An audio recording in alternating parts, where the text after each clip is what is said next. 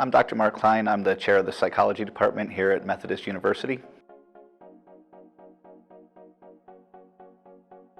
Research consistently, anyway, indicates that there's a link, although it's a very small link in terms of magnitude. It's a consistent link found between violent video game playing and violence. That's something that's been in the news a whole lot. We don't know really what direction this link is. Watching or playing violent video games where you're running around, shooting people and whatnot, causes you to become desensitized to violence and, be prone towards violence yourself. But it's just as likely that if you have violent tendencies, you're more likely to want to play these violent video games. They've also looked at video gaming and mental health issues.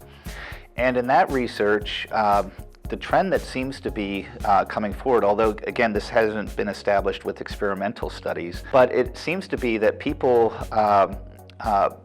will engage in more of this kind of online life if they're experiencing problems in their own.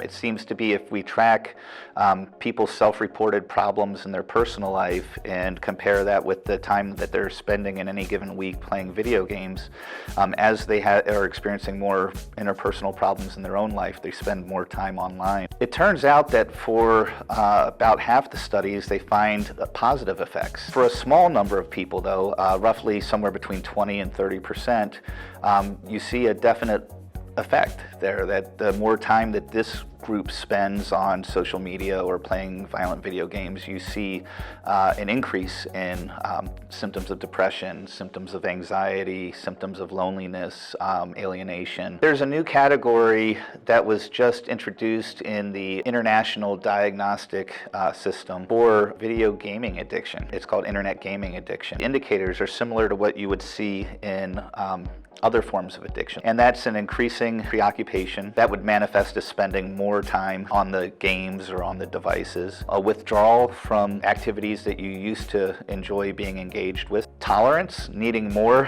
of the the substance to get the same effect. In this case, I think the extra time that we would see would account for what we would call tolerance. If a roommate starts noticing that their roommate is spending more and more time behind the screen, it may be that that's an indicator of mental health issues.